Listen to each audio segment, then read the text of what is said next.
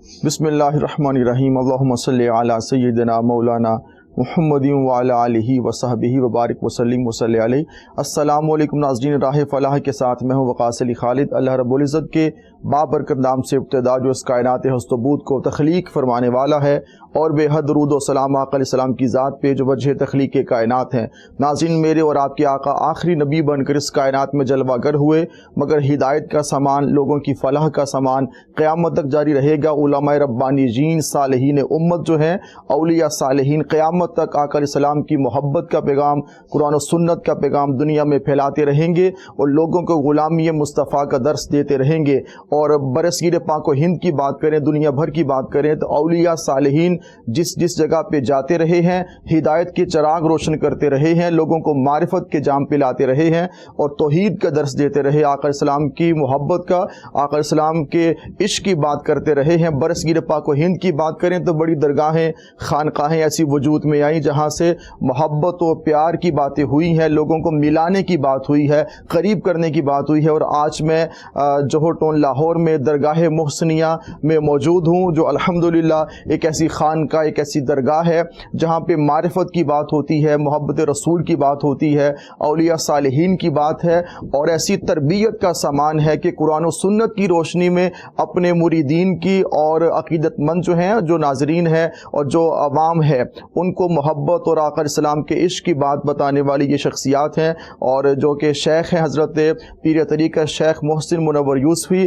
دامت برکاتہم۔ آپ الحمدللہ یہاں پہ بیٹھ کے جو ایک ایسا اپنے دیا روشن کیا ہے لوگوں کی ہدایت کے لیے، یہ چراغ دن بدن اس کی روشنی پھیلتی جا رہی ہے، اور تفسیر قرآن کے حوالے سے آپ کی خدمات الحمدللہ وہ قابل ستائش بھی ہیں، اور جس محبت کے ساتھ آپ نے تفسیر قرآن کا کام کیا اور کر رہے ہیں، ہم ان کو خراج تحسین پیش کرتے ہیں۔ جہاں پہ اب دیکھیں ناظرین، اولیاء صالحین نے خود کام کیا، جب ان کی اولادیں بھی ان کے نقش قدم پر چلتی ہیں تو یہ فیض عام ہو جاتا ہے، فیض رکتا نہیں ہے، اور فیض کا تعلق ایک چشمے کی طرح ہے جو بہتا رہتا ہے، ایک دریا ہے جو آگے چلتا رہتا ہے۔ الحمدللہ جہاں پہ شیخ محسن منور یوسفی آپ نے کام کیا اور آپ کی اولاد، آپ نے ان کی ایسی تربیت کی ہے، اس حوالے سے ہم بات کریں گے۔ ہمارے ساتھ موجود ہیں صاحبزادہ والا شان اور ممتاز ینگ صوفی اسکالر الشیخ بیرسٹر احمد محسن محسنی صاحب۔ السلام علیکم ورحمۃ اللہ۔ وعلیکم السلام، خوش آمدید شیخ صاحب۔ جزاک اللہ جی۔ آپ فرمائیے گا کہ جہاں پہ پاکستان میں آپ نے تعلیم حاصل کی، انگلینڈ میں آپ نے تعلیم حاصل کی، قانون کی اعلیٰ ڈگری آپ کے پاس ہے، بیرسٹر ہیں آپ، اور جہاں جس گھرانے میں آپ نے آنکھ کھولی وہاں پہ تصوف ہے، طریقت ہے، تو اتنی بڑی ڈگری لینے کے بعد اور یورپ اور برطانیہ کی فضاؤں میں وقت گزارنے کے بعد پاکستان میں آنا، اور پھر اپنے والد گرامی کے نقش قدم پر چلتے ہوئے انہی کی راہوں کو جو کہ سیراب کرنا، ان کے چاہنے والوں کو تفسیر قرآن انگلش میں آپ کر رہے ہیں، طریقت تصوف کی بات ہو رہی ہے، کیا آپ کے مائنڈ میں آئے کہ واپس آئیں اور پھر یہ سلسلہ آگے بڑھے؟ بسم اللہ الرحمن الرحیم، صلی اللہ علی حبیبہ سیدنا و مولانا محمد وآلہ وصحبہ وبارک وسلم۔ کہ محمد سے وفا تو نے تو ہم تیرے ہیں، یہ جہاں چیز ہے کیا لوح و قلم تیرے ہیں جی۔ Firstly, it has been an extreme pleasure for me to be on the show today. بندہ نچیز نے 6-7 سال کا عرصہ کم و بیش میں نے انگلینڈ میں گزارا۔ میں نے اپنی انڈر گریجویٹ کی لاء ڈگری میں نے انگلینڈ سے کی، میں نے ڈپلوما کیا لاء ان بزنس میں نے ماسٹرز آف لاء جو پوسٹ گریجویٹ لاء ڈگری ہے میں نے وہ بھی انگلینڈ سے کی، پھر میں نے بارٹ لاء کی ڈگری انگلینڈ سے کی، پھر دوسرے کورسز کی۔ ان شارٹ میں نے کوئی بندہ نے چیز نے کوئی 4 سے 5 ڈگریز میں نے انگلینڈ سے حاصل کی، اور میں مختلف شہروں میں مجھے رہنے کا وہاں پہ موقع ملا۔ میں کچھ عرصہ مانچسٹر میں رہا، کچھ عرصہ لیورپول میں رہا، کچھ عرصہ لنڈن میں رہا۔ It was quite a diverse experience that I had while in England. واپس آنے کا فیصلہ جو تھا اس کی دو وجوہات ہیں۔ روزانہ جب ہم یونیورسٹی سے آتے تھے تو کم و بیش بابا جان کا روزانہ ہی ہمیں فون آتا تھا 5-10 منٹ کے لیے آن دا لائیو کال، تو اس پہ نہ وہ دنیا کی کوئی بات زیادہ فرماتے تھے نہ کچھ، کہ وہ صرف ایک بات فرماتے تھے کہ اسلام اور حضور علیہ الصلوۃ والسلام کی محبت دل میں موجود ہے کہ نہیں، صحیح، اور انہوں نے یہ بات فرمائی. انہوں نے کہا کہ یہ میری نصیحت بھی سمجھو اور میری وصیت بھی سمجھو کہ دنیا میں جہاں پر بھی چلے جاؤ, اگر جانے پہ پابندی نہیں مگر اسلام اور آقا کی محبت. بے شک جی کہ دنیا میں جہاں پر بھی چلے جاؤ, اگر دل میں حضور علیہ الصلوۃ والسلام کی محبت نہیں ہے اور اسلام کے لیے محبت نہیں ہے, اور اگر اسلام کے لیے خدمت نہیں کی, اسلام کے لیے سروس انگیج نہیں کی, تو آپ نے فرمایا کہ میں تمہیں زندگی کا بھی معاف نہیں کروں گا زندگی میں. تم نے کہا جو مرضی کرو, اعلیٰ تعلیم حاصل کرو, اعلیٰ مقامات پر بیٹھو دنیا کے, مگر دل میں عشق مصطفیٰ کی شمع ہمیشہ روشن رہنی چاہیے. اب بندہ نچیز نے یہ شعر ابھی پڑھا پروفیسر ڈاکٹر علامہ اقبال رحمۃ اللہ علیہ کا کہ محمد سے وفا تو نے تو ہم تیرے ہیں, یہ جہاں چیز ہے کیا لوح و قلم تیرے ہیں. اگر ہم ڈاکٹر علامہ اقبال کی زندگی کے اوپر کانٹمپلیٹ کریں جی تو what does it really elucidate to us? Allama Iqbal was a highly qualified professional جی and he was a legal practitioner.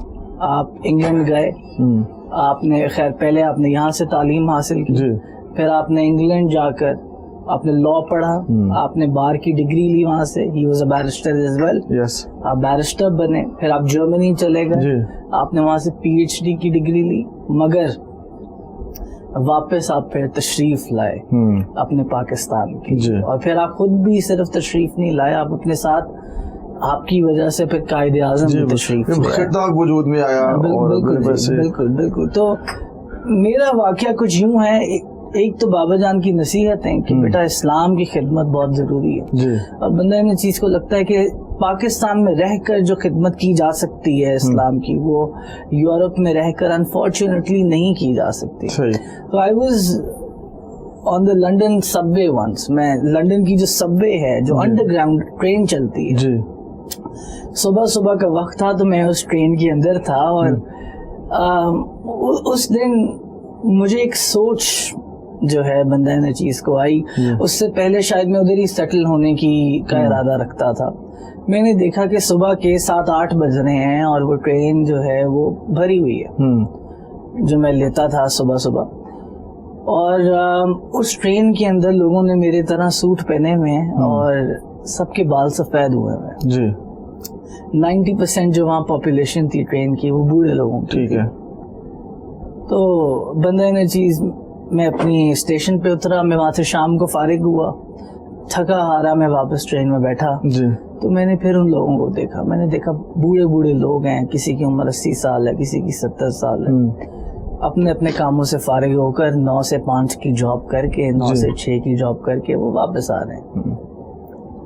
تو اس دن میں نے ایک چیز سوچی, اور وہ یہ سوچی کہ یار احمد, کیا زندگی صرف اسی چیز کا نام ہے کہ ہم یہ 9 سے 5 کی جاب کر کر چند روپے کما لیں, اور باقی وقت جو ہے نہ اپنے شیخ کے پاس بیٹھنے کو ملے, نہ اپنے پیر بھائیوں میں اہل طریقت کے اندر بیٹھنے کو ملے, نہ اسلام کی صحیح خدمت ہو سکے. تو پھر بندہ نچیز نے فیصلہ کیا کہ زندگی کے اندر ایک بیلنس رکھنا بہت ضروری ہے. بالکل صحیح. ایک بیلنس کو مینٹین کرنا بہت ضروری ہے, اور یہی بات میرے پیر و مرشد کی تعلیمات بھی یہی ہیں, سیدی شیخ محمد محسن منور یوسفی کی. انہوں نے فرمایا کہ دین کے ساتھ دنیا بھی لے کے چلنی ہے. بالکل, دین و دنیا ساتھ ساتھ. بالکل. آج درس نظامی آپ دیکھیں, درس نظامی 4 سال میں ہو جاتا ہے. جی. چند مدارس ہیں وہ 5 سال میں کراتے ہیں, 4-5 سال 6 سال 7 سال کا عرصہ ہے. آپ پیچھے چلے جائیں حضور غوث اعظم کے زمانے میں, امام غزالی کے زمانے میں, تو آپ دیکھیں گے وہاں درس نظامی 5-6 سال میں نہیں ہوتا تھا. جی ایسا ہی ہے.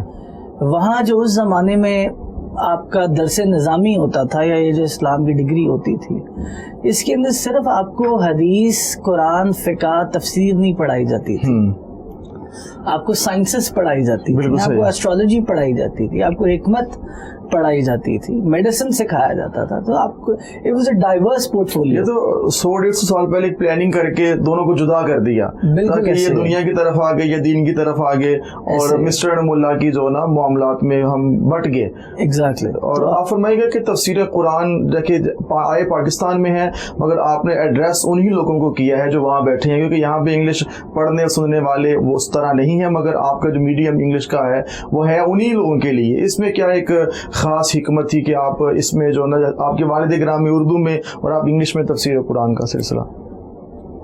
یہ بات صحیح ہے کہ جتنی محبت اس ناچیز کو اردو سے ہے کبھی انگلش سے نہیں ہوگی جی، مگر یہ ہے کیونکہ یہ اولیاء اللہ کی زبان ہے. ٹھیک ہے. حضرت امیر خسرو نے اس کو بنایا حضرت نظام الدین اولیاء کے کہنے کے اوپر فارمولیٹ کیا. انگلش کے اندر بندہ نچیز نے کیوں ایکسیجیسس کو ڈیلیور کیا؟ اس کی وجہ کچھ یوں ہے کہ اردو زبان جو ہے یہ صرف ایک سلیکٹ پرسنٹیج آف پیپل ہے جو اس کو پڑھتی اور سنتی ہے. صحیح. آپ کی مسلمس کی بھی جو میجورٹی ہے ٹھیک ہے وہ انگلش اسپیکنگ ہے. صحیح. میں جب انگلینڈ میں تھا تو میرے جو مسلمان دوست بھی تھے، جب میں ان کو کوئی اردو کی بک پیش کرتا تھا تو وہ بندہ ان چیز سے معذرت کرتے تھے. وہ کہتے تھے کہ اگر آپ کے پاس انگلش میں ہے، if you have the English translation تو ہم اس کو پڑھ لیتے ہیں، ادروائز ہم پڑھ نہیں سکتے. ایون دو کہ ہم ٹریس بیک پاکستان سے یا انڈیا سے ہی کرتے ہیں. جی ایسا ہی ہے. اور ہم اردو بول لیتے ہیں مگر ہم پڑھ نہیں پائیں گے. صحیح. ٹھیک ہے. تو obviously ان میں پھر بہت بڑی پرسنٹیج وہ ہے جو اردو سمجھ بھی نہیں پاتی مسلمان ہو کر. ایک تو ان مسلمانوں کے لیے ٹھیک ہے سیدی شیخ محمد محسن منور یوسفی نے اس بات کو اہم سمجھا کہ اردو کے اندر تو پھر کئی لوگ ہیں جو تفسیر کو بیان کرتے ہیں. انگلش کے اندر ڈیٹیلڈ ایکسیجیسس جو ہے انگلش قرآنک تفسیر یہ نہیں ملتی. ٹھیک ہے. ٹھیک ہے. اور بائی فا آئی تھنک یہ درگاہ محسنیہ پہلی درگاہ ہے جی جس نے تفسیر کو 4 مختلف طریقوں سے لوگوں تک پہنچایا. کیا بات. اصل خدمت یہی ہے. اور درگاہوں کا جو کنسپٹ بنتا جا رہا ہے کہ وہاں پہ بس چراغاں اور میلے ہوں گے اور بات ختم ہے، لیکن علم اور جو معرفت ہے وہ تو قرآن سے ملے گی نا جب قرآن فہمی عام ہوگی. بالکل ایسے ہی ہے. تو آپ دیکھیے یہاں پر اردو کے اندر تفسیر ڈیلیور ہوتی ہے ویڈیو لیکچرز کے تھرو. صحیح. پھر اس کا بک فارم بھی بن رہا ہے اوکے جو کہ انشاءاللہ آئندہ عرصے میں چھپ جائے گی. صحیح. اس کے بعد ہم اس کو انگلش میں ڈیلیور کرتے ہیں اور پھر اس کا انگلش کا ریٹن بک بھی جو ہے وہ ان پروسیس ہے. ٹھیک ہے نا. تو دیکھیے یہ قرآن کے ایکسیجیسس آف محسن کے نام سے یہ جو انگلش تفسیر ہے یہ بیسکلی فوکسڈ ہے ان لوگوں کے لیے جو کہ اردو نہیں سمجھ سکتے. اور ہماری جو میجورٹی آف مسلمس ہیں ٹھیک ہے وہ باہر کے ملکوں میں رہتے ہیں. دے کی ناٹ اسپیک اردو. ٹھیک ہے. اب مسلمس کے اندر افریکنز بھی ہوں گے، ملیشینز بھی ہوں گے، انڈیا کے رہنے والے بھی ہوں گے. انگلش بولی جاتی ہے بالکل. اب وہ سب اردو تو نہیں سمجھ سکتے نا، مگر وہ سب کا اگر کوئی کامن گراؤنڈ ہے آن دا کامن فیلڈ تو وہ یہی ہے کہ وہ انگلش سمجھ سکتے ہیں، بول سکتے ہیں. بالکل صحیح. تو ایک تو ان مسلمانوں کے لیے، اور دوسری انٹینشن یہ تھی کہ ان نان مسلمس کے لیے بھی یہ ایک ہیلدی میڈیم ثابت ہو سکتا ہے جو کہ اسلام کو پڑھنا چاہتے ہیں، اسلام کو سمجھنا چاہتے ہیں مگر ان کے پاس ریسورسز نہیں ہیں. perhaps lack of education یا یہ جو ایک لینگویج بیریئر ہے اس کی وجہ سے they can't really access. آپ اس حوالے سے بھی کیا فرمائیں گے؟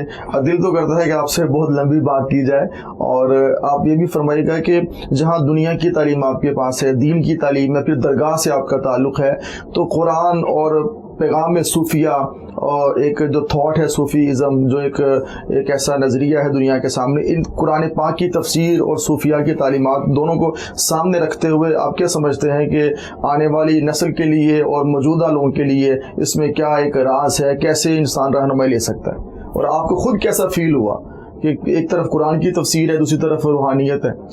دیکھیں اگر آپ اولیاء اللہ کی زندگیوں کو دیکھیں تو انہوں نے کئی عرصہ جو ہے انہوں نے مدارس کے اندر گزارا ہے. جی ایسے ہی. ٹھیک ہے. آپ حضور غوث اعظم محنتیں کی ہیں نا، جتنے بڑے بڑے نام ہیں، آپ حضور غوث اعظم، گیلانی، محبوب سبحانی، قطب ربانی، قندیل نورانی، غوث سمدانی، میرا محی الدین، سیدی سلطان الاولیاء شیخ عبد القادر جیلانی رضی اللہ تعالیٰ عنہ. آپ ان کی زندگی مبارک کو جب آپ کانٹمپلیٹ کرتے ہیں اس کے اوپر تو آپ دیکھتے ہیں انہوں نے بہت عرصہ جو ہے مدارس کے اندر گزارا ہے, جی صحیح ہے, پڑھا بھی ہے اور پڑھایا بھی ہے, 40 سال آپ نے علم حاصل کیا ہے, اور 40 سال کے بعد آپ ممبر کے اوپر تشریف فرما ہوئے ہیں. بالکل. اور پھر آپ جو واعظ فرماتے تھے اس کا عالم یہ تھا کہ 70 ہزار لوگوں کا مجمع ہوتا تھا, اور یہ آپ کی کرامت تھی کہ پہلا بندہ بھی جیسی آپ کی آواز سنتا تھا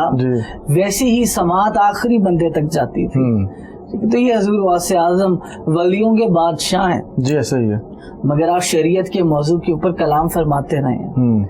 ہمارے پیر و مرشد سیدی شیخ محمد محسن منور یوسفی, آپ نقشبندیہ سلسلے سے تعلق رکھتے ہیں, نقشبندیہ قادریہ سلسلے سے.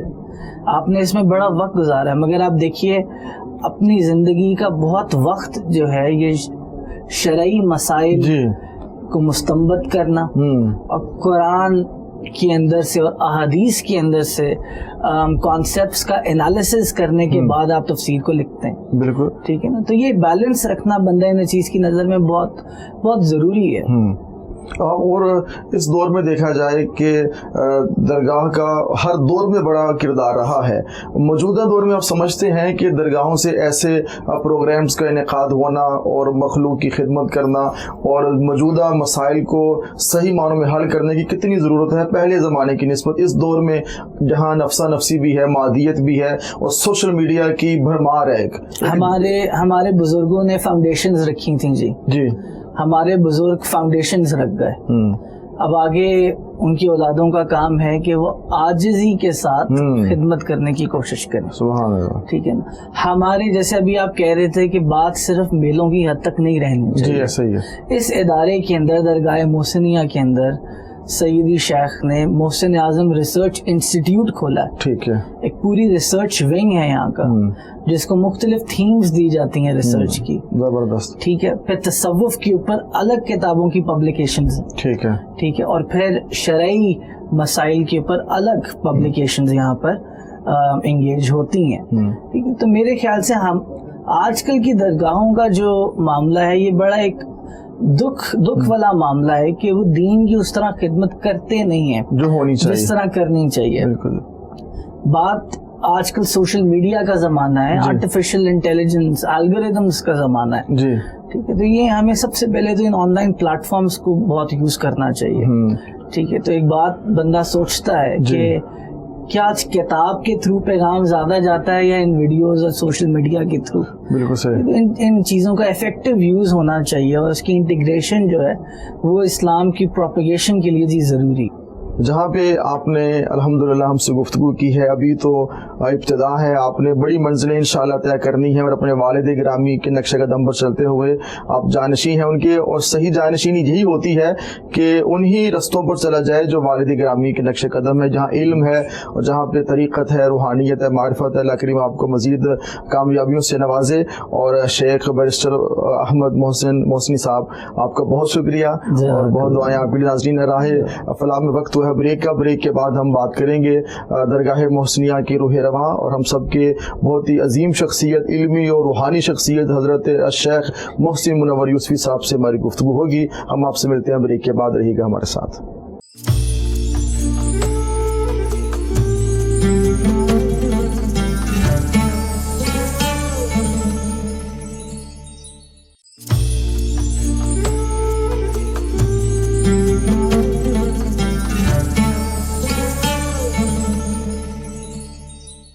خوش آمدید ناظرین راہ فلاح آپ دیکھ رہے ہیں کوہ نور ٹی وی پہ. ناظرین آج ہم درگاہ محسنیہ میں موجود ہیں اور حضرت شیخ بیرسٹر احمد محسن محسنی صاحب سے ہماری گفتگو ہوئی, اور اب جس شخصیت سے ہم بات کرنے لگے ہیں نہایت ہی عظیم علمی اور روحانی شخصیت ہیں, بہت کتابوں کے مصنف ہیں, درگاہ محسنیہ کے روح رواں ہیں. الحمدللہ تفسیر قرآن ہو اور طریقت و تصوف کی بات ہو, دنیا بھر میں آقا اسلام کی محبت کے پیغام کو عام کرنے والی شخصیت, قرآن فہمی کو عام کرنے والی شخصیت جناب حضرت پیر طریقت علامہ الشیخ محسن منور یوسفی صاحب. السلام علیکم. وعلیکم خوش آمدید حضور، آپ کو ویلکم. درگاہ محسنیہ میں موجود ہیں الحمدللہ. یہاں پہ جہاں علم کی بات ہے، معرفت کی بات ہے، طریقت و شریعت کی بات ہے اور تصوف کے حوالے سے بھی ہماری گفتگو ہوگی. آپ فرمائے گا قبلہ کہ آپ کا جو ایک روحانی فیض ہے، یہ سلسلہ یہ کہاں سے ہے، تھوڑا تعارف یہ کروائیں، پھر آگے انشاءاللہ آپ سے بات کرتے ہیں. جی الحمدللہ، ہمارا روحانی فیض میرے پیر و مرشد عالم علمی فاضل لزئی جی عاشقی غوث الورا فنا فی المصطفیٰ حضرت علامہ مولانا حاجی محمد یوسف علی نگینہ رحمۃ اللہ علیہ. ماشاء اللہ. تو آپ پردہ فرمائے ہوئے بھی آپ کو 30 سال سے زیادہ کا عرصہ گزر چکا. صحیح. آپ کا مزار شریف فیصل آباد سے اگر آپ جائیں اکاڑا تو راستے میں آپ کا مزار شریف آتا ہے. ٹھیک ہے. سلسلے نقشبندیہ کے بزرگ تھے، علی پور سیدنا شریف سے ان کی نسبت تھی جن سے. تو ہمارا سلسلہ اصل میں نقشبندیہ قادریہ ہے جن سے. نقشبندیہ قادریہ. الحمدللہ رب العالمین. تو حضور فرمائے گا کہ جیسے حضرت شیخ عبد القادر جیلانی پیران پیر کے حوالے سے بھی آپ کی کتاب بہت معروف اور ان کا بھی بڑا ذکر آپ فرماتے ہیں، یہ بھی ایک نسبت کا فیض ہے. جی بے شک. اس کی وجہ یہ ہے کہ میں نے اپنی وہ جو آٹو بایوگرافی لکھی جی، جس میں حضور غوث اعظم شیخ عبد القادر جیلانی کی مقام و تصرف کے ضمن میں موجودہ دور میں جو ان کی کرامات کا ظہور ہوا جی، جس کا تعلق خصوصاً اس درگاہ یا خانقاہ سے جڑتا ہے آ کر جی، تو اس کے اندر میں نے وہ 3 جنوری 2011 والا واقعہ بھی لکھا سارا، جب آپ سرکار نے مہربانی کرم احسان فرمایا تو اس فیض کی نسبت سے وہ سلسلہ قادریہ سے بھی ہمارا جن سے ایک تعلق. یہ بھی فرمائے گا رجال الغیب کی دنیا یہ کون سی دنیا ہے، اور آج کا نوجوان ہے، آج کے لوگ ہیں، عوام ہیں، وہ سمجھنا چاہیں یہ دنیا ہے تو یہ کون سی دنیا ہے یہ والی؟ میرا خیال ہے یہ آپ میری اس کتاب کے حوالے سے بات کر رہے ہیں جو رجال الغیب کی دنیا. جی بالکل ایسے ہی پچھلے سال غالباً پرنٹ ہو کر آئی. جی. تو رجال الغیب کی دنیا کو سمجھنے کا سب سے آسان طریقہ جو سا وہ یہ ہے کہ قرآن کریم کے اندر جو حضرت موسیٰ علیہ السلام جی اور حضرت خضر علیہ السلام کا واقعہ آیا ہے، جہاں حضرت موسیٰ علیہ السلام نے کسی صاحب علم لدنی ہستی کی زیارت کی خواہش فرمائی ہے. تو اگر اس واقعے کو کوئی بندہ غور سے پڑھ لے یا سمجھ لے تو اس کو سمجھ میں آ جاتا ہے کہ جس طرح ظاہری دنیا میں بے شمار ڈپارٹمنٹس ہیں، ایک ظاہر کے، ایک CID کی، ایک سادے کپڑوں میں لوگ جن سے ہوتے ہیں، اسی طرح رجال الغیب کی دنیا جو ہے یہ رجال الغیب بھی اولیاء الظام کا ایک اسپیشل ڈپارٹمنٹ ہے. ٹھیک ہے. یہ ہڈن اولیاز ہیں. ٹھیک ہے. یہ آنکھوں کے سامنے موجود ہوتے ہوئے بھی نظر نہیں آتے بعض اوقات جن سے. صحیح. تو وہ پھر اس کتاب کے اندر میں نے رجال الغیب کے اوپر بہت کچھ جو اپنی زندگی میں پڑھا، جو تحقیق کی، اس کا جو کرکس ہے وہ بھی میں نے اس کتاب کے اندر بیان کی ہے. آپ اس میں جو لوگ دیکھنا چاہیں اس کی تفصیل کو دیکھ سکتے ہیں.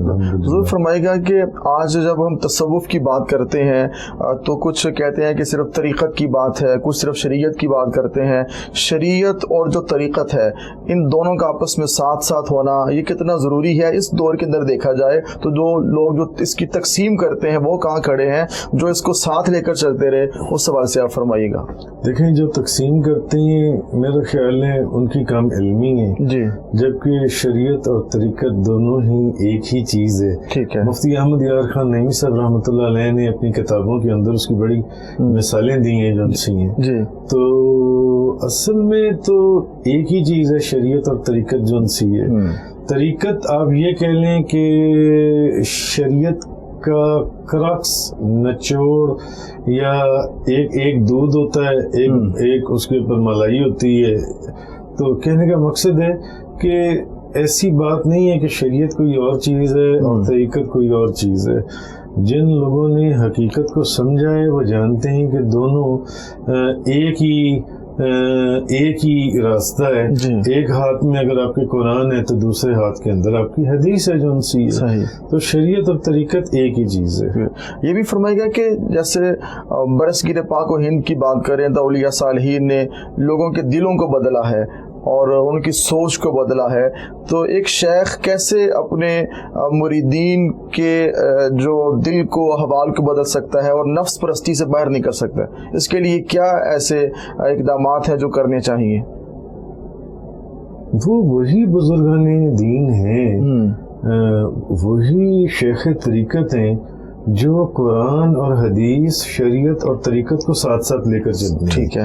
یہ نہیں جو یہ نہیں کہتے کہ ہمیں صرف قرآن کی ضرورت ہے، حدیث کی ضرورت نہیں، یا ہم تو صرف حدیث والے ہیں، ہمیں قرآن کی ضرورت نہیں ہے.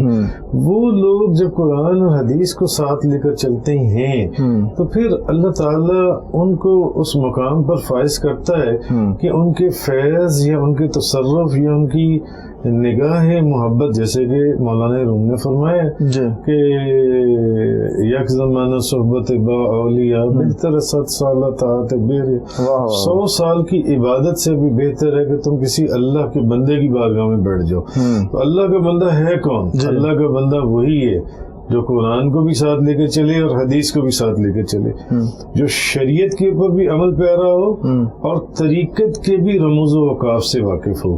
تو وہ پھر ان کی نگاہ پھر جن لوگوں کے اوپر پڑتی ہے وہ ان کی حالات اور ان کی کیفیات کو تبدیل کرتے ہیں.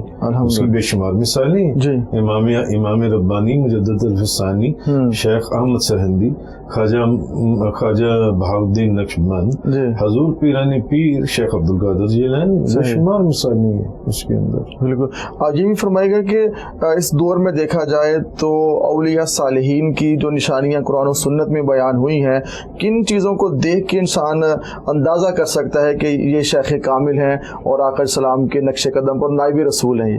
جو اللہ تعالیٰ کے احکامات اور نبی کریم صلی اللہ علیہ وسلم کی سنت کے اوپر چلنے والے لوگ ہیں، یہ سب سے بڑی نشانی ہے. سب سے بڑی صحیح. آج آپ کو ایسے پیر فقیر ملیں گے جو آپ کو کہیں گے کہ نماز پڑھنے کی کیا ضرورت ہے. ایسے ہی. تمہاری نمازیں تو ہم نے پڑھ چھوڑی ہیں، تمہاری نمازوں کا تو ہم جواب دے دیں گے. ہم مدینہ میں یا مکہ میں پڑھتے ہیں، یا ہم مدینہ میں یا مکہ. وہ ٹھیک ہے، وہ بعض لوگ پڑھتے ہیں مگر وہ بات پھر وہی آ جاتی ہے، وہ ہڈن اولیاء ہیں. ٹھیک ہے. اور وہ اپنے اس طرح کے چرچے نہیں کرتے جون سے، وہ کتابوں میں موجود ہیں ایسی چیزیں.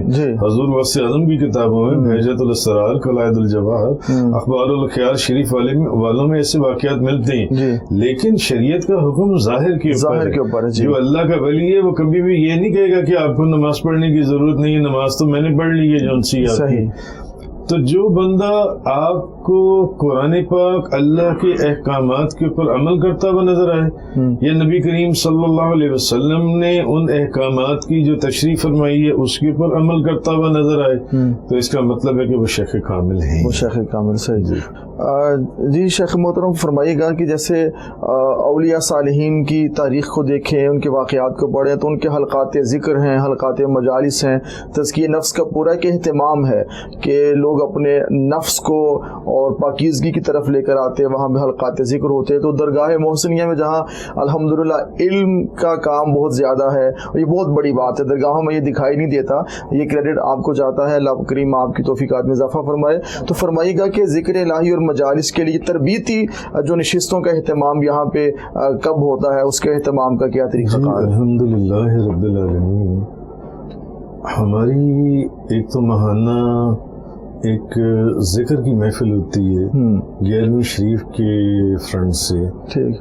اس کے اندر 2-2.5 گھنٹے کی محفل ہوتی ہے، اس میں ذکر کی نشست ہوتی ہے، پھر اس میں قرآن کریم بیان ہوتا ہے، پھر اس میں حدیث کا درس ہوتا ہے، پھر تصوف کے سرکل میں رہتے ہوئے اس میں اولیاء کاملین کا ذکر ہوتا ہے، ان کا ذکر کیا جاتا ہے. یہ تو ماہانہ محفل ہو گئی. پھر ہماری ایک سالانہ میلاد ہوتا ہے جس میں کم و بیش کچھ بھی نہیں تو 8-10 ہزار کے قریب لوگ ہوتے ہیں.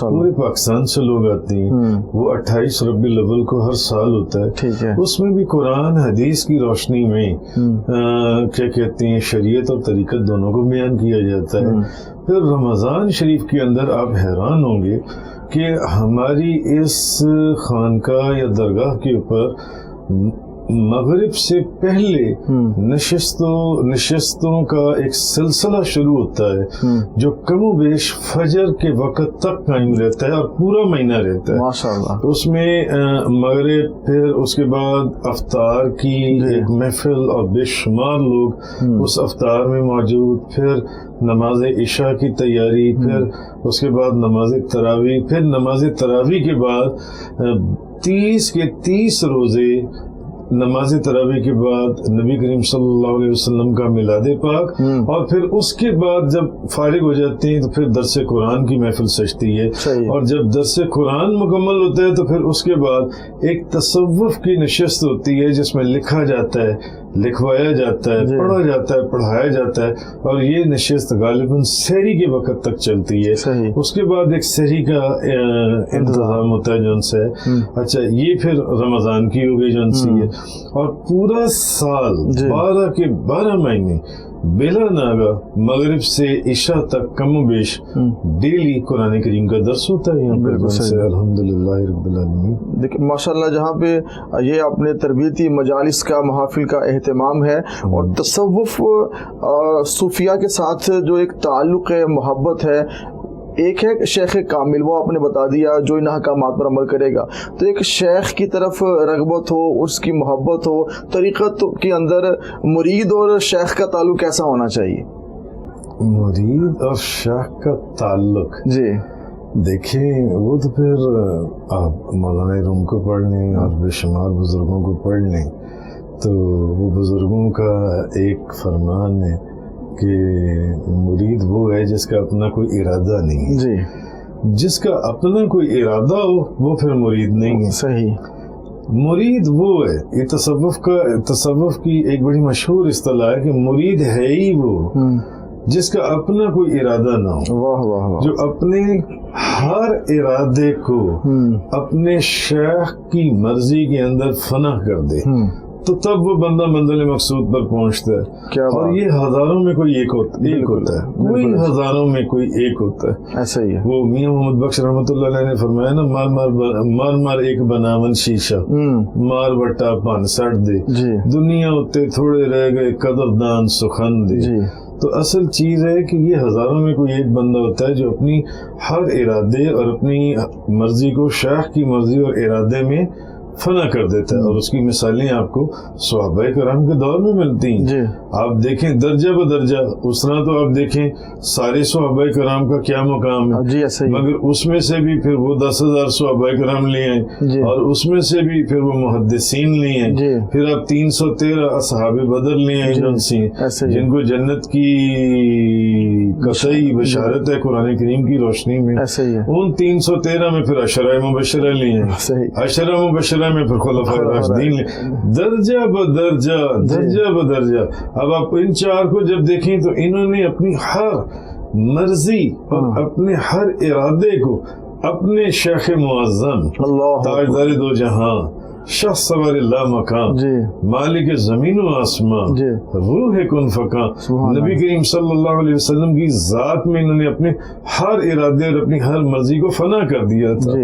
تو وہ پھر جب مرید اپنے ہر ارادے کو اپنے شیخ کی ذات میں فنا کرتا ہے تو وہ پھر مرید کہلانے کا حقدار بنتا ہے جن سے، تبھی وہ کچھ سیکھتا ہے اور کچھ حاصل کرتا ہے. پھر ایک اصطلاح بھی استعمال ہوتی ہے شیخ کامل اور مرید صادق. جی یہ وہی ایک طبقہ ہے.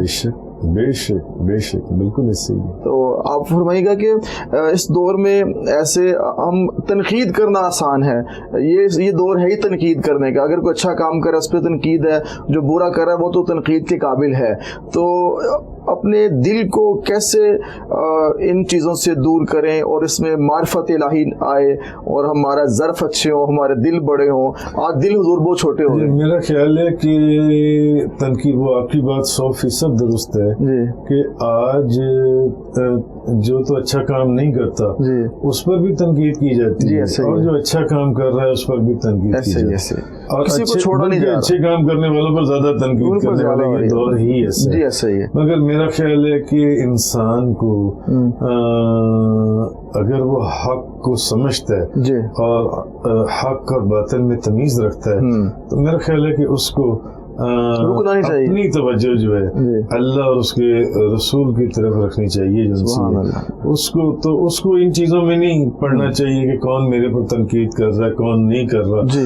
بات آپ اولیاء کرام کی بزرگان دین کی کرتے ہیں تو بزرگان دین کے اندر تو جیسے بزرگوں نے لکھا ہے کہ ایک فرقہ اسپیشلی ملامتیہ فرقہ جو خود سے لوگوں کی ملامت تانے اور برائیوں کو خود سے اپنے اوپر ڈال لیتے ہیں.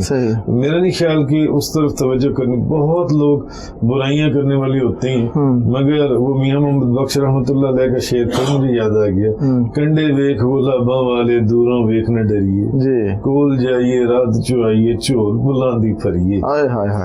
یعنی کہ دور سے وہ کانٹے گلابوں والے دیکھ کے ڈرنا نہیں چاہیے. یہ تنقید آتی ہے. ہر تنقید کہاں نہیں آئی مجھے بتائیں؟ ہر جگہ. نبی کریم صلی اللہ علیہ وسلم کے دور میں تنقید نہیں تھی. قدم کے اوپر جس تنقید جس ابھی کل درس قرآن کے اندر میں ان دوستوں کو سورۃ الحجر کی ایک آیت کی تفسیر میں یہ بتا رہا تھا کہ نبی کریم صلی اللہ علیہ وسلم کا معاذ اللہ تنقید کے ضمن میں جس قدر مذاق اڑایا گیا ہے جس قدر, اور اللہ پاک نے حضور کو یہی فرمایا کہ آپ ان کی طرف توجہ نہ کریں کیونکہ یہ کام صرف آپ کے ساتھ نہیں, یہ تو آپ سے پہلے بھی رسولوں اور نبیوں کے ساتھ چل رہا ہے. بالکل ایسا ہی ہے, بالکل ایسا ہی. اور جو نبیوں کے راستے پر چلے گا وہ بھی ان کو بھی سامنا ان چیزوں کا کرنا پڑے گا.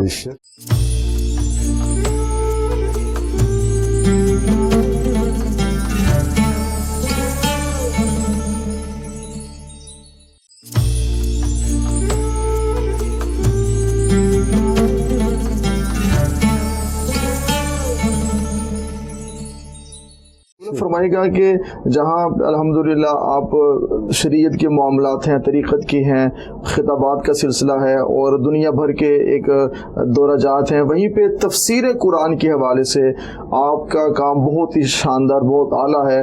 اس کے لیے وقت نکالنا, اس کے لیے اتنی ڈیپتھ میں جا کے اسٹڈی کرنا, یہ وقت کا نکلنا, یہ خاص لگتا ہے. بہت بڑا مشن ہے تفسیر قرآن کا جو آپ کا دکھائی دیتا ہے. میرا خیال ہے اس میں میری کوئی خوبی نہیں ہے. جی, یہ سب سے پہلے اللہ کا فضل, نبی کریم صلی اللہ علیہ وسلم کی رحمت اور ہمارے بزرگوں کا فیض اور ان کی خصوصی توجہ ہے. میری اس میں کوئی میرا کمال نہیں ہے, کوئی میری خوبی نہیں ہے. That's all.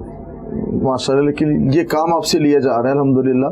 بس وہ ایک شعر ہے نا کہ قدم میری طلب بھی تیرے کرم کا ہے صدقہ. واہ واہ واہ. میری طلب بھی ابھی قرآن کی تفسیر ہے. جی جی. میری طلب بھی تیرے کرم کا ہے صدقہ. قدم یہ اٹھتے نہیں, اٹھوائے جاتے ہیں. واہ واہ واہ. اٹھوائے جاتے ہیں. اس کا فضل ہے, اس کا کرم, اس کا احسان, اس کی مہربانی. جب آپ تفسیر قرآن اور فہم قرآن اور اس سمندر میں جب انسان غوطہ زن ہوتا ہے تو کون سے موتی ملتے ہیں کہ نئے راز اور جہان کھلتے ہیں؟ ہر طرح کے, حقیقت کے, معرفت کے, شریعت کے, طریقت کے. جب آپ اس قرآن کے اندر گم ہوتے ہیں تو اگر کبھی میری تفسیر کے الحمدللہ ابھی تک تقریباً 900 لیکچرز جو سی ہیں وہ تو اپلوڈ ہو چکے ہیں. اگر ان میں سے کچھ لیکچرز آپ کو سننے کا موقع ملا ہو تو آپ دیکھیں گے کہ انسان ایک ایسی عجیب و غریب, قرآن اتنا بڑا سمندر ہے جس کے اندر آپ کو کائنات کی ہر چیز حاصل ہو جاتی ہے. بے شک آپ کو ہر چیز مل جاتی ہے, ہر چیز. یہ ہزاروں علوم قرآن کے اندر موجود ہیں. ایک غالباً صحابی کا قول بھی ہے کہ مجھے تو اگر اپنا تسمہ بھی تلاش کرنا ہو تو میں قرآن سے تلاش کر لیتا ہوں میرا تسمہ کہاں پڑا ہوا ہے. تو کہنے کا مقصد یہ ہے کہ یہ ایک بہت بڑا سمندر ہے. جب آپ اس کے اندر جاتے ہیں تو آپ کے اندر ایک اللہ کا خوف اور اللہ سے شرم اور حیا اور ایک بہت ڈر پیدا ہو جاتا ہے آپ کے اندر کہ آپ کو اپنے اچھے کاموں کے اوپر بھی اللہ کی محبت کے اندر ندامت محسوس ہوتی ہے. صحیح. آپ یہ فرمائیے گا حضور کہ جہاں پہ تفسیر قرآن کا معاملہ، قرآن فہمی کا، اور یہ قدم واقعی اٹھوائے جاتے ہیں، تو آپ ساتھ میں یہ فرمائیے گا کہ قرآن پاک سے جو ایک مسلمان کا تعلق تھا اور ہونا چاہیے، اور ہم وہ معزز تھے زمانے میں مسلمان ہو کے، مخار ہوئے تارک قرآن ہو کے، آج قرآن پاک سے جڑنے اور وہی پرانے دور کو تازہ کرنے کے لیے کیا ایسے اقدامات گھر گھر میں ہونے چاہیے تاکہ ہمارا تعلق ہم قرآن سے تو جڑے؟ قرآن ہے مگر وہ تو مقدس کلمات کی طرح اونچی جگہ پہ رکھا ہے، وہیں پہ پڑا ہوا ہے. آپ کے سوال کا جواب خود آپ نے خود دے دیا جی. کہ آج واقعی قرآن جو سے وہ گھروں کے اندر میرا خیال ہے کہ 100 میں سے 90 گھر ایسے ہوں گے کم و بیش، 90-95% گھر ایسے ہوں گے جہاں پر قرآن کو ایک سبز رنگ کے غلاف میں لپیٹ کر اوپر سب سے اوپر والی شیلف میں رکھا ہوتا ہے. کبھی سال کے بعد 1.5 سال کے بعد اٹھا کر اس کو جھاڑ کر خوشبو لگا کر پھر اس کو واپس اپنی جگہ پر رکھ دیتے ہیں. ایسا ہی ہے. تو یہ تو جب تک ہم لوگ اپنا طریقہ کار نہیں بدلیں گے، ہم اپنی اولاد کو قرآن اور حدیث کی تعلیم نہیں دیں گے. میں یہ نہیں کہتا کہ انگریزی تعلیم نہ دیں، انگریزی تعلیم بھی اس وقت کی ضرورت ہے. اور آپ کے صاحب ماشاءاللہ شیخ احمد صاحب، ان کے پاس جدید تعلیم بہت ہے، لیکن اس کے باوجود بھی وہ آپ کے نقش قدم پر چلنا چاہتے ہیں. یہ بہت بڑی بات ہے. الحمدللہ یہ اللہ کا خصوصی فضل اور کرم ہے جی کہ وہ یورپی یونیورسٹیوں سے وہ بیرسٹر ہیں، وہ آکسفورڈ یونیورسٹی سے پڑھ کر آئے، بے شمار ڈگریز انہوں نے لی، مگر آپ دیکھیں کہ وہ آج الحمدللہ یہ اللہ کا فضل ہے کہ وہ قرآن کی تفسیر بیان کر رہی ہیں. ان کے تقریباً 100 لیکچرز ان کے بھی تقریباً قرآنک ایکسیجسس کے اوپر جو چینل ہے اس کے اوپر اپلوڈ ہو چکی ہیں. تو قرآن کے لیے میں عرض کر رہا تھا کہ کیسے آج کی مائیں، آج کے گھر والے اور اس طرف آئیں. دیکھیں سب سے پہلے تو یہ ہے کہ میرا خیال ہے کہ یہ ایک اسلامی ملک ہے جن سے، تو ہمیں اپنے اسکولوں اور اپنے کالجز کے سلیبس کے اندر آج آپ دیکھیں کہ ہمارے سلیبس کے اندر جو ہم بچپن میں چیزیں پڑھا کرتے تھے وہ سب نکالی جا چکی ہیں اور فارغ کر دی گئی ہیں، اور جو تھوڑی بہت ہیں وہ بھی نکالنے کی کوشش کی جا رہی ہے جن سے. تو میرا تو خیال ہے کہ جو ہمارے اسکولوں، کالجوں، یونیورسٹیوں کے سلیبس ہیں، سب سے پہلے ہمیں قرآن کی تعلیمات جو ہیں ان کے اندر ان سبجیکٹس یا ایسے چیپٹرز رکھنے چاہیے. تو آٹومیٹکلی گھر میں ماں باپ جب وہ چیپٹرز یا وہ سبجیکٹس آپ کے سلیبس میں موجود ہوں گے تو وہ اپنی اولاد کو بھی ان کو پڑھانا پڑے گا، کیونکہ ہر گھر میں لوگ قرآن اس طرح نہیں پڑھتے جو پڑھنے کی ضرورت ہے قرآن پاک. والدین کا اس حوالے سے کتنا بڑا رول ہے. ماں باپ اگر یاد رکھیں، ماں باپ اگر قرآن حدیث پڑھنے والے ہیں تو اولاد بھی قرآن پڑھنے والی ہوگی. ماں باپ اگر قرآن پڑھنے والے نہیں ہیں تو اولاد کہاں پڑھنے والی ہوگی؟ جیسی مجلس ہوگی ویسا ہی اثر ہوگا، ویسا ہی اثر ہوگا جان سے. میں آپ کو اپنی مثال دیتا ہوں. ہمارے ایک رشتہ دار ہیں، اب وہ آپ دیکھیں کہ وہ ٹیکسٹائل کا کام کرتے تھے، ان کے 3 بیٹے ہیں، تینوں ٹیکسٹائل کا کام کر رہے ہیں، ٹیکسٹائل مل رہی ہیں. میرے ایک ماموں ہیں وہ ڈاکٹر ہیں، ان کے بیٹے بھی ڈاکٹر ہیں. ایک میرے ماموں ہیں وہ ہم رشتہ دار ہیں، وہ کیا کہتے ہیں کیٹرنگ کا کام کرتے ہیں. ان کے 3 بیٹے ہیں، تینوں کیٹرنگ کا کام کرتے ہیں. حافظ قرآن کا بیٹا عموماً آپ کو حافظ قرآن ہی ملے گا، شرابیوں کی اولاد شرابی ملے گی. تو جیسے ماں باپ ہوں گے ویسے اپنے آپ کو بدل، ویسی اولاد عموماً اولاد ویسی ہوتی ہے. بالکل صحیح ہے. والدین کا بہت بڑا اس میں کردار ہے. تو حضور فرمائے گا کہ جو نیک صحبت ہے آج کے ایک فاسٹ دور میں، سوشل میڈیا، موبائل پہ دنیا لگی ہوئی ہے، اپنے لیے ماں باپ کے لیے ٹائم نہیں ہے، تو جو نیک صحبت ہے اس کے لیے شیخ کی درگاہ میں آنا، پاس بیٹھنا، صحبت اختیار کرنا، اس کی کتنی ضرورت ہے اس دور میں دیکھا جائے کہ یہ فاسٹ بہت دور ہو چکا ہے. پہلے لوگ آیا کرتے تھے، بیٹھتے تھے، محفلیں ہوتی تھی، مجالس ہوتی تھی. اب سوشل میڈیا کا بس وہ ٹک ٹک جاری ہے. صحبت صالح اور صحبت کے لیے وہ تو صحبت، نیک لوگوں کی صحبت کی تو بہت ضرورت ہے، اس کے بغیر بات نہیں بنتی. مگر جیسے کہ آپ کہہ رہی ہیں کہ یہ وہ دور ہے کہ وقت اب لوگوں کے پاس بہت کم ہے، اس طرح مجالس یا محفلیں جس طرح پہلے ایک دور میں لوگ آتے جاتے تھے ویسے نہیں ہیں. رہی صحیح کثر موجودہ دور کے یہ جو حالات ہیں انہوں نے پوری کر دی کہ باپ بیٹے سے دور ہو گیا, بیٹا باپ سے 6 فٹ دور کھڑا ہوتا ہے جن سے کہ کہیں کوئی تکلیف یا پریشانی یا بیماری نہ لگ جائے جن سے. تو کہنے کا مقصد ہے اب یہ اللہ کا فضل اور اللہ کا کرم ہی ہے انسان کے اوپر کہ پھر بھی ویسے تو ہر بندہ دین فطرت کے اوپر ہی پیدا ہوا ہے نا کہ اللہ تعالیٰ اس کو نیک ہدایت عطا فرما دے. آمین. اور جاتے جاتے ضرور فرمائے گا کہ درگاہ محسنیہ میں اتنے ماشاءاللہ آپ نے پروجیکٹس کا آغاز کیا اور بڑی کامیابی کے ساتھ چیزیں بڑھتی جا رہی ہیں, اور آپ کے جو مریدین ہیں ماشاءاللہ یہاں درگاہ میں جو موجود ہیں بڑے خدمت والے محبت والے لوگ ہیں. یہ بھی آپ کی صحبت کا اثر ہے کہ وہ بھی اسمائلنگ فیس ہیں, مسکرا کے کام کرنے والے ہیں. اور کیا آخر میں ناظرین کو آپ پیغام دیں گے اس درگاہ کے حوالے سے, اس صوفیہ کے پیغام کے حوالے سے اور اپنے پروجیکٹس کے حوالے سے؟ دیکھیں میں تو یہی پیغام دوں گا کہ سب سے پہلے ہر بندے کو قرآن اور حدیث کے اوپر عمل کرنا چاہیے جی, اور اس کے اوپر عمل کرنے کے لیے ضروری ہے کہ اس کو اپنے گھر کے اندر خود سے پہلے اپنے علم کے اندر لانا چاہیے جن سے. اور دوسری چیز یہ ہے کہ رزق حلال اس میں بہت کام کرتا ہے. ٹھیک ہے, رزق حلال جو ہے نا, جیسے آپ نے ابراہیم بن ادم والا واقعہ سنا ہوگا, وہ ایک کھجور سے جان سے ان کی عبادت کے اندر وہ جو کیفیات تھیں وہ ساری دور ہو گئیں. آج ہم نماز, روزہ, حج, زکوٰۃ ان چیزوں سے اللہ کے احکامات سے دور اس لیے بھی ہیں کہ ہمیں حق اور حلال کی تمیز نہیں رہی جن سے. یہ جب ہمیں حلال اور حرام کی تمیز کی سمجھ میں آ جائے گی نا تو پھر ہمارے وجود کے اندر زمین آسمان کا چینج آئے گا. زمین آسمان, سچ اور جھوٹ میں لوگوں نے کوئی فرق ہی نہیں رکھا جی. لوگ جھوٹ کو ایسے ہی بولتے ہیں جیسے سچ بول رہی ہے ان سے, تو شرمندہ بھی نہیں ہوتے. ہاں شرمندہ بھی نہیں ہوتے, بالکل ایسے ہی ہے. آپ کے ماشاءاللہ اتنے پروجیکٹس ہیں. ہمارے میں شیخ مدثر علی محسنی صاحب نے, میں جب لاسٹ ٹائم آیا تو دکھایا تب تو وہ سب کچھ بن چکے ہیں سامنے سارا. اتنی تیزی کے ساتھ کام ہو جانا یہ بھی کرم ہی ہے. انہیں دوستوں کی محبت, اللہ کا فضل, اللہ کا کرم, اس میں کوئی شک نہیں ہے. نبی کریم صلی اللہ علیہ وسلم کی رحمت ہے.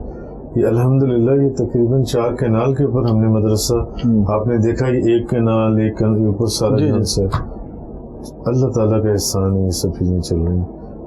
تو آخر میں چاہوں گا کہ مزید سلسلہ جو نقش بندیہ ہے, قادریہ ہے, اور ان کے جو ماننے والے دنیا کے کس کس خطے میں موجود ہیں, میں چاہوں گا یہ بھی تھوڑی بات ہو جائے کہ صرف ہم کہتے ہیں پاکستان اور ہندوستان کی باتیں ہیں, باہر چلے جائیں کچھ بھی نہیں. لوگ اکثر یہ بات کرتے ہیں. نہیں جی, ترکی آپ کا سارا بھرا ہوا ہے بزرگان افضان جی. ایسا ہی ہے. میں نے وہاں درجنوں مزارات کے اوپر حاضری دی ہے ٹرکی کے اندر. ایران آپ کا سارا انہی درگاہوں سے اور خانقاہوں سے بھرا ہوا ہے. عراق آپ کا سارا انہی درگاہوں اور خانقاہوں سے بھرا ہوا ہے. انڈیا اور پاکستان بھی بھرے ہوئے ہیں. اس کے علاوہ آپ کے سری لنکا کے اندر بے شمار بزرگان افضان جان سے ہیں, اور ایون اب تو یورپ کے اندر بے شمار میں ایسی درگاہیں, خانقاہیں اور وہ سلسلہ نقشبندیہ, قادریہ آپ کا یورپ کے اندر بڑا وسیع پیمانے کے اوپر وہاں پر کام ہو رہا ہے جان سے. تو یہ ایسا نہیں ہے کہ خانقاہیں یا درگاہیں یہ صرف پاکستان انڈیا, یہ تو پوری دنیا. آپ کا افریقہ سارا بھرا ہوا ہے, بے شمار مزارات وہاں پر افریقہ کے اندر ہیں, کہاں نہیں ہے. عرب آپ کا سارا بھرا ہوا ہے جان سے. سینٹرل ایشین کنٹریز بھی, سینٹرل ایشین کنٹریز میں آپ چلے جائیں, صرف آپ ایک بخارا کو لے لیں تو بخارا کے اندر حضرت خواجہ خواجگان خواجہ بہاؤالدین نقشبند, خواجہ شمس الدین امیر کلال, خواجہ بابا سماسی, اور رامیتان میں خواجہ علی رامیتنی, اور خواجہ ابو الخیر انجیر محمود فغنوی, اور ریفگار میں خواجہ عارف ریفگاری, اور گشدوان میں خواجہ عبد الخالق گشدوانی. صرف بخارا کے اندر یہ سات اتنی بڑی درگاہیں ہیں کہ آپ سوچ بھی نہیں سکتے. جان سے تاشکند میں چلے جائیں, سمرقند میں چلے جائیں, خواجہ عبید اللہ احرار, پھر وہ کتاب کے اندر امام ربانی مجدد الفسانی کے دادا مرشد خواجہ مولانا امکنگی کتاب کے اندر شخر سبز کے اندر خواجہ درویش محمد، اس طرح بے شمار میں آپ کو شیخ ابو منصور ماتریدی سمرقند کے اندر جن سے، پھر امام بخاری، امام ترمذی، خواجہ حکیم ترمذی، دیناؤ کے اندر خواجہ علاء الدین اتار رحمۃ اللہ علیہ، یہ میں نے آپ کو صرف ایک ملک کی بتائی ہیں۔ ابھی آپ تاجکستان چلے جائیں، کرگستان چلے جائیں، ترکمانستان چلے جائیں، جون سے شیخ حضرت یوسف علی ہمدانی رحمت، یہ ساری نقشبندیہ درگاہیں ہیں جون سی، مگر وہاں قادریہ بھی بڑی بڑی درگاہیں جون سی۔ تو بڑا اچھا لگا حضور آپ سے بات کر کے درگاہ محسنیہ میں آ کے، اور آپ سے دعائیں ہم بھی لیں گے، ہمارے ناظرین بھی لیں گے۔ اللہ کریم آپ کو بھی سلامتی عطا فرمائے اور آپ کا سایہ سلامت رہے، اور یہ ناظرین یہ محبت کا سلسلہ جاری رہے۔ قبلہ آپ کا بہت شکریہ، اللہ کریم آپ کو سلامت رکھے۔ ناظرین راہ فلاح میں آج درگاہ محسنیہ میں ہم موجود ہیں، اور حضرت شیخ پیر طریقت علامہ محسن منور یوسفی صاحب اور آپ کے فرزند، آپ کے جانشین شیخ بیرسٹر احمد محسن محسنی صاحب سے ہماری گفتگو ہوئی، اور دل تو کر رہا ہے کہ گفتگو کو مزید آگے بڑھایا جائے، اور باتیں ایسی معرفت کی ہیں، تصوف کی ہیں، اور حکمت کی ہیں، روحانیت کی ہیں، کہ جتنی باتیں کرتے جائیں کم ہیں، مگر دامن وقت میں گنجائش بالکل ختم ہو چکی ہے۔ راہ فلاح سے دیجیے اجازت، اپنے پن کے ساتھ کہ اپنا بہت خیال رکھیے گا۔ اللہ حافظ۔